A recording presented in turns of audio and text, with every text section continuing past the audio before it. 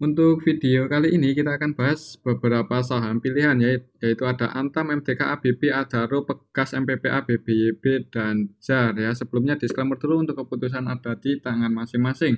Karena kesimpulan yang saya berikan bisa jadi berbeda dengan kalian, bisa jadi kesimpulan saya salah dan analisa kalian yang benar. Oke, langsung aja ke materinya. Untuk yang pertama kita akan cek dulu saham Antam. Dan untuk saham Antam kemarin turun 1% ke level 1950. Setelah technical ini masih berada di range konsolidasinya untuk Antam.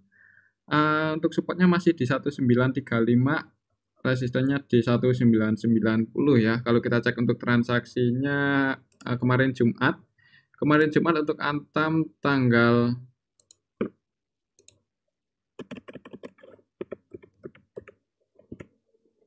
Kemarin Jumat Antam tanggal 25 November secara keseluruhan didistribusi ya ini. Cuman nggak terlalu, kalau kita perhatikan juga untuk valuasi transaksi kemarin Jumat di saham Antam itu cenderung sepi, valuasinya kecil ya. Yang paling gede aja cuman YP15M aja. Untuk Antam ini bisa dikategorikan masih sepi untuk transaksi Antam kemarin Jumat. Secara keseluruhan juga didistribusi untuk asingnya net sell ya, BK yang jualan ini BK asing, YU asing juga jualan 1,5M, dan untuk lokalnya juga net sell ya, lokalnya juga ada yang distribusi ini YU ZPAI versi lokal jualan. Jadi untuk Antam kemarin Jumat asingnya distribusi, lokalnya juga distribusi. Jadi untuk besok Senin sih mending wait and see aja dulu. Coba kita cek dari tanggal 17 November ketika saham Antam itu masuk dalam zona konsolidasi. 17 November belum ada yang akumulasi ya. Ini kita cek dari tanggal 17 ketika Antam itu konsolidasi malah si BK jualan 74,6M ya. Jadi selama konsolidasi itu Antam didistribusi dan mereka asing, ABK, AK, ZP yang jualan itu asing, lokalnya nampung cuman enggak banyak ya. Kemungkinan sih untuk Antam agak berat ya dalam waktu dekat buat naik kecuali ada asing yang mulai masuk lagi. Jadi yang belum punya posisi mending wait and see aja dulu. Takutnya kalau sampai besok Senin breakdown di bawah 1935 untuk Antam ya bisa nutup gap dulu di area sini ya. Jadi kalau menurut saya sih untuk besok Senin cenderung masih sepi ya. Kalau masih sepi ya paling konsolidasi dulu.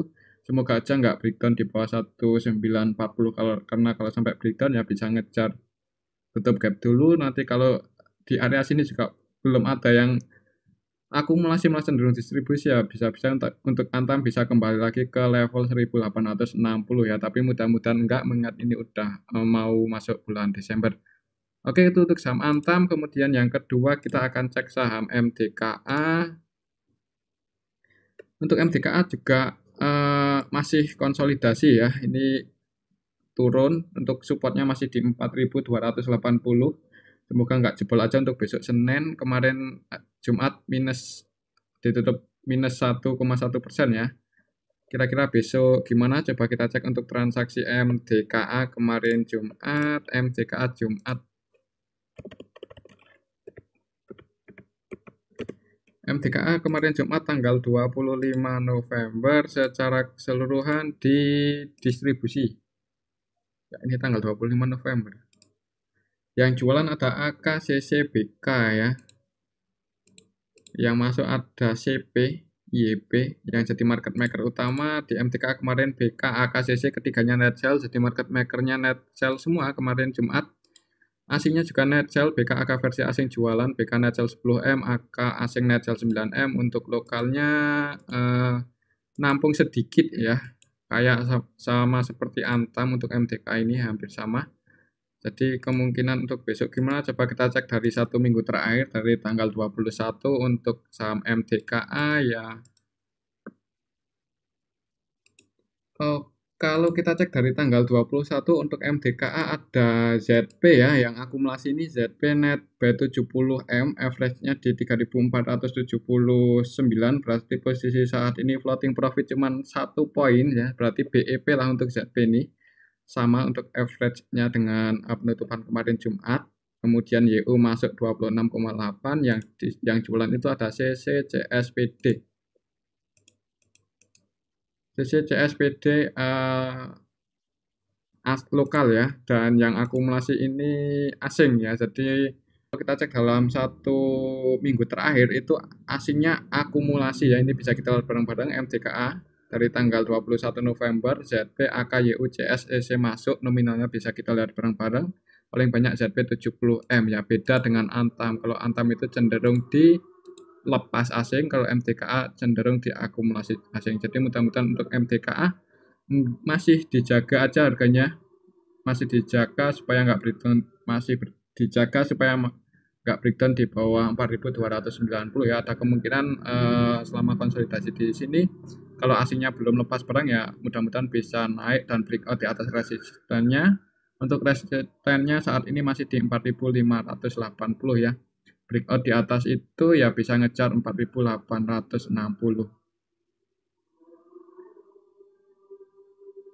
Resistennya 4.580 untuk saat ini. Oke, itu untuk saham MDKA. Selanjutnya kita akan cek saham BP, dan untuk saham BP kemarin naik ya, kemarin naik 1,7%. Untuk harganya kemungkinan masih dijaga sama II.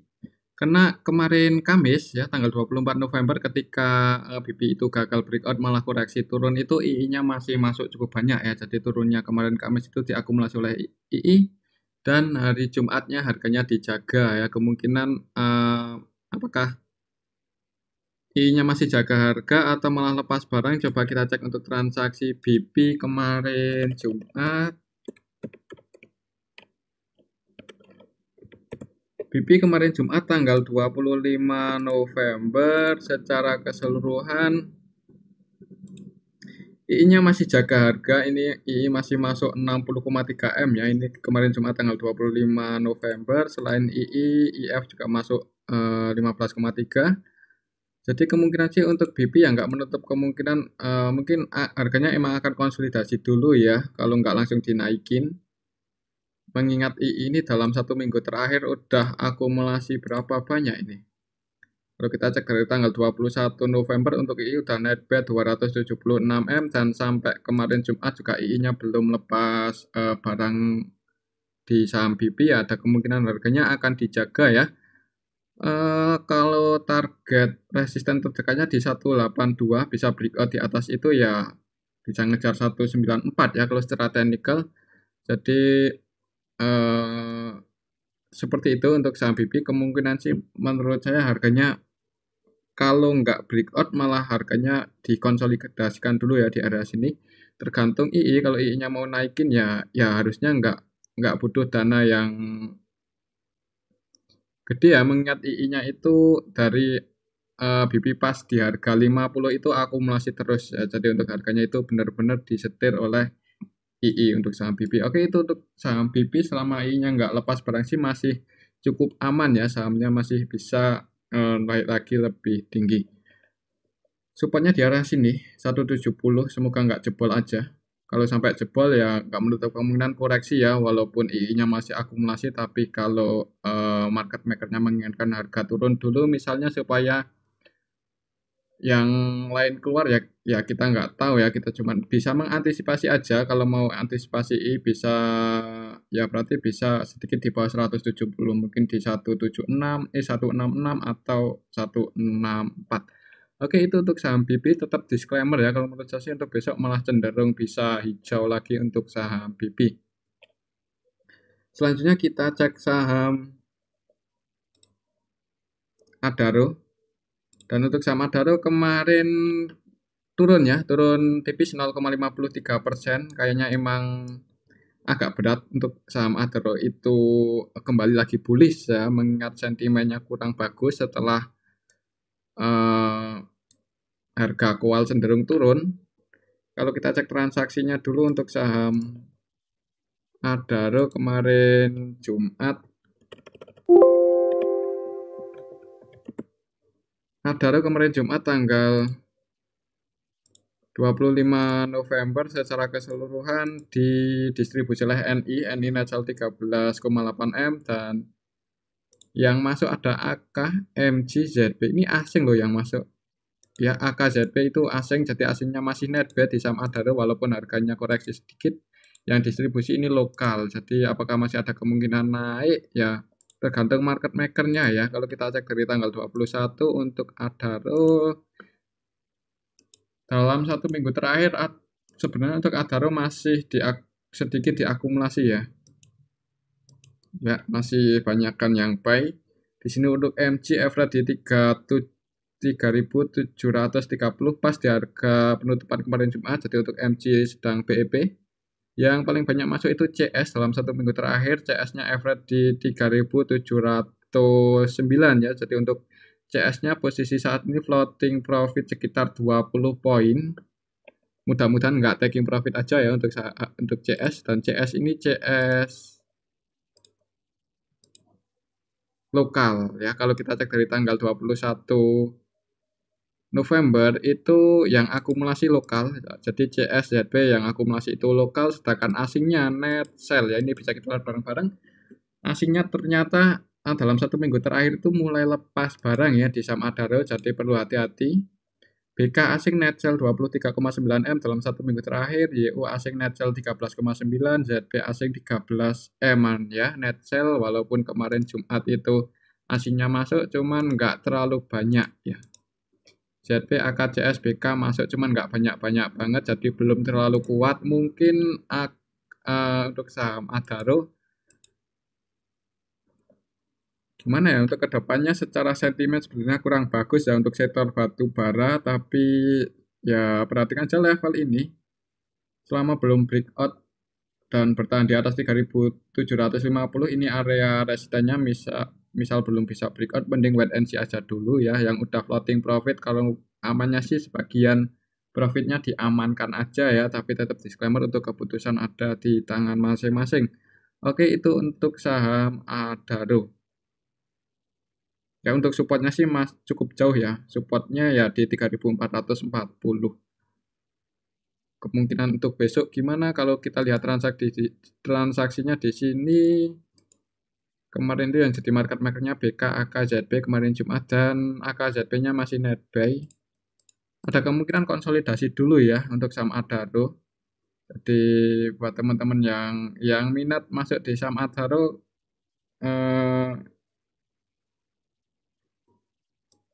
untuk resisten terdekatnya sih di area sini.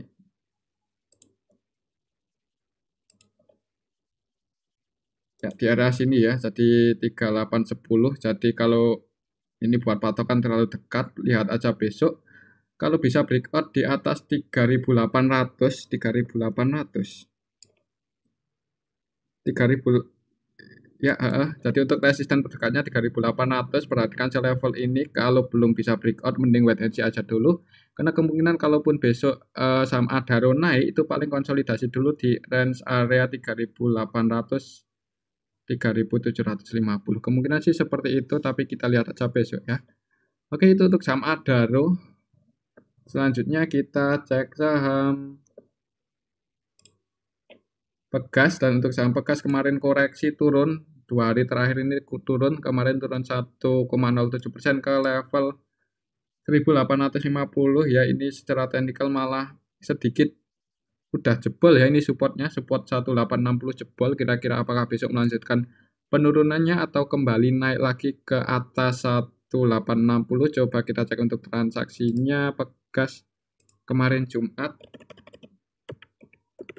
Pegas kemarin Jumat tanggal 25 November secara keseluruhan didistribusi oleh CS, FS, RX ya. Cuman kalau kita perhatikan untuk valuasi transaksi sepi ya untuk saham Pegas beberapa hari terakhir ini nggak terlalu fluktuatif banget.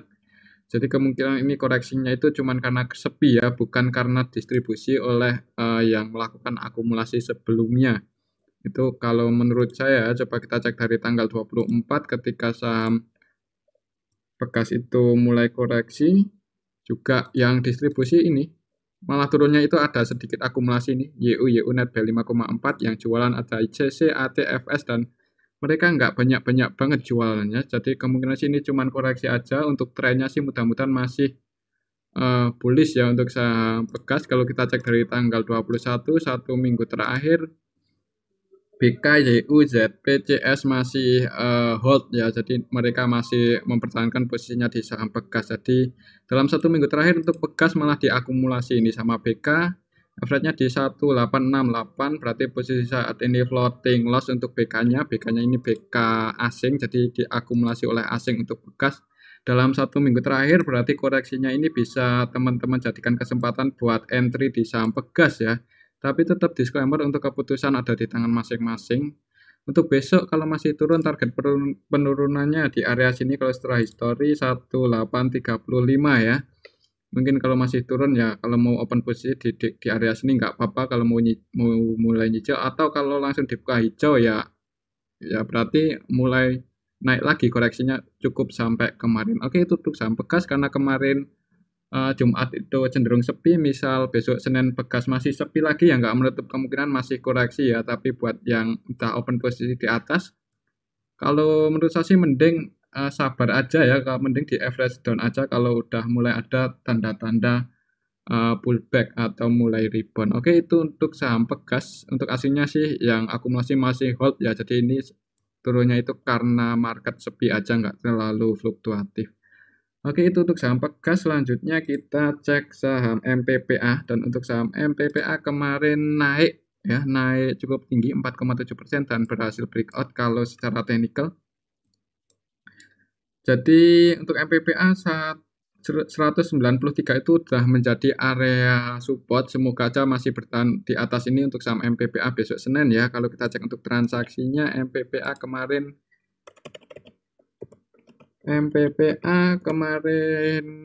Jumat tanggal 25 November sedikit diakumulasi oleh MG-nya net buy 2,2 M ya. Jadi untuk MG-nya masih net buy, yang jadi market maker utamanya YPMG ya. Kalau menurut saya karena MG-nya masih net buy dan average-nya kemarin Jumat MG di 199 ya, berarti untuk MG posisinya kemarin Jumat floating loss. Jadi mudah-mudahan untuk besok Senin sih untuk MPPA diangkat naik dulu ya untuk oleh MG, mengingat untuk MG-nya posisinya floating loss 1 poin, average-nya di 199, kemarin Jumat close di 198, berarti untuk MG floating loss 1 poin. Oke, kalau kita cek dari tanggal 21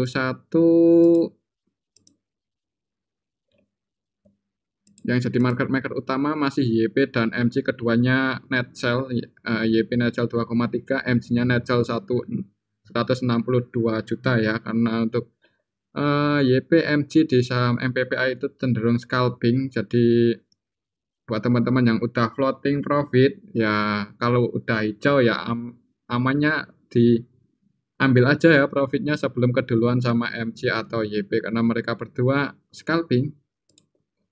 Dan kemarin Jumat MG-nya masih punya posisi floating loss 2,2 M yang nggak menutup kemungkinan akan dinaikin dulu ya oleh MG di saham MPPA besok Senin. Skenario-nya sih seperti itu, kita lihat aja besok Senin.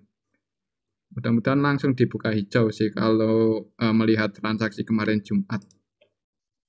Selanjutnya kita cek saham BBYB, dan untuk BBYB kemarin ARB ya, ARB turun 6,5% ke level 855. Apakah besok masih ada kemungkinan naik atau enggak? Jadi untuk BBYB itu pas di area sini ya, ketika open gap atas itu disertai dengan distribusi cukup banyak oleh MG, dan untuk kemarin Jumat di BBYB MG-nya apa kabar?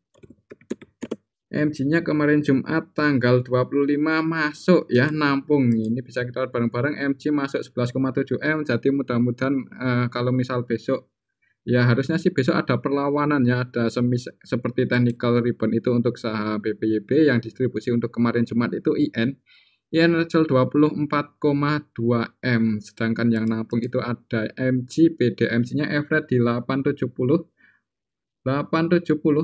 sedikit di bawah resisten ya. Jadi untuk MG floating loss kemarin Jumat, jadi ketika turun itu ditampung oleh MG. Mudah-mudahan sih nggak lama ya, kalau nggak besok mungkin lusa harusnya MG itu naikin. Tapi kalau menurut saya, mengingat MG ini tipikalnya scalping sekali ya, ada kemungkinan besok langsung dinaikin dulu ya oleh MG. Tapi hati-hati, MG ini tipikalnya juga scalping. Kalau kita cek dari tanggal 21, MG net sell 25M ya, berarti MG baru masuk itu kemarin, ya untuk MG. Dari tanggal baru mulai masuk untuk MG itu dari tanggal 24 ya. Ya, dari tanggal 24 itu baru mulai masuk. Average-nya MG kalau kita cek dari tanggal 24, average-nya MG di 883.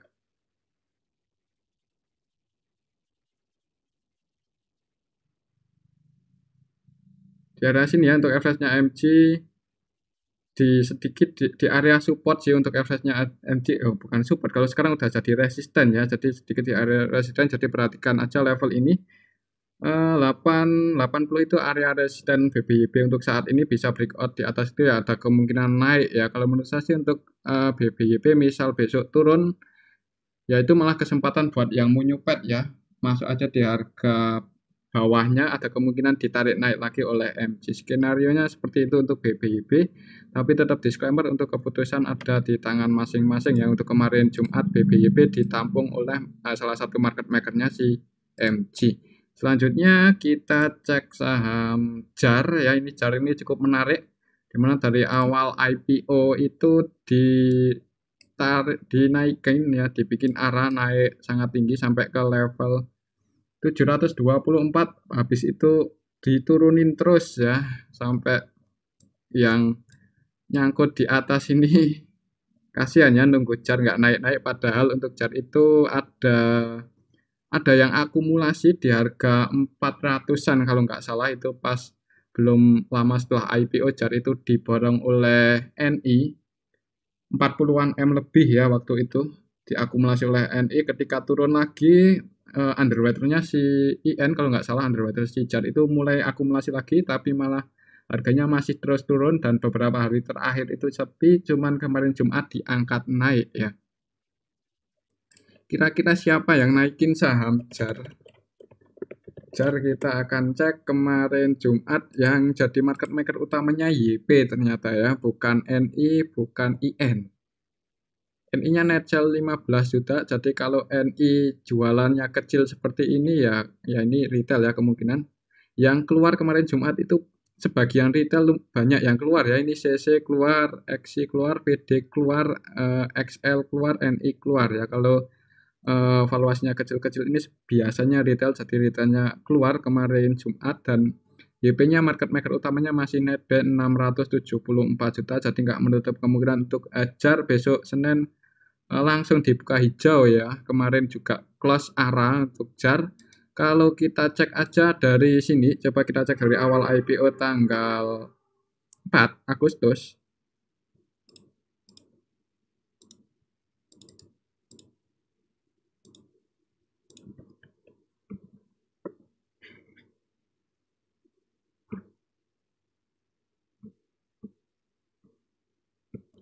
Untuk JAR dari awal IPO ini kita bisa lihat bareng-bareng, ada NI ya. NI masuk 47,6 M, average-nya di 486 di area sini. Di atas ya, floating loss-nya lumayan ngeri untuk NI di saham JAR, dan ya bukan tanpa alasan ya, harusnya untuk NI berani masuk 47 M di harga 400, di average-nya di harga 486. Ya, sedangkan IN ini underwater-nya JAR kalau nggak salah, dan IN ini emang di awal IPO itu langsung lepas barang ya di market, cuman di pertengahan kalau nggak salah itu bulan apa ya, mulai masuk lagi itu bulan Oktober. Coba kita cek dari bulan Oktober untuk IN ya, IN masuk, jadi kalau nggak, berarti bukan bulan Oktober, bulan September ya untuk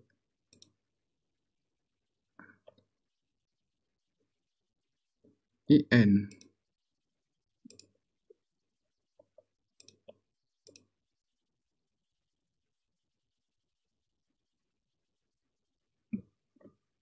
Nah kan IN itu ketika naik itu ya, ketika naik di sini dia jualan terus turun, nggak lama setelah itu IN mulai masuk lagi ya, mulai melakukan akumulasi di saham JAR. Jadi untuk IN itu ya masuk lagi di saham JAR. Ada kemungkinan sih harusnya untuk saham JAR itu bisa ya bisa naik ya. Kalau NI-nya itu yang masuk 40-an M di awal-awal ketika IPO mau naikin, ya harusnya untuk IN bisa kembali lagi ke paling enggak ke 500-an ya. Mengingat ada NI yang nyangkut ya, yang masuk 46 M itu harusnya ada alasan ya kenapa dia berani masuk di harga tersebut. Kalau emang harganya mau dibikin turun, kenapa NI masuk cukup banyak di average yang cukup tinggi ya. Jadi kesimpulannya untuk chart sih, mudah-mudahan besok bisa naik lagi ya, mengenai buka kemarin close arah dan retailnya udah mulai jualan. Oke, itu untuk saham chart, tetap disclaimer untuk keputusan ada di tangan masing-masing. Terima kasih.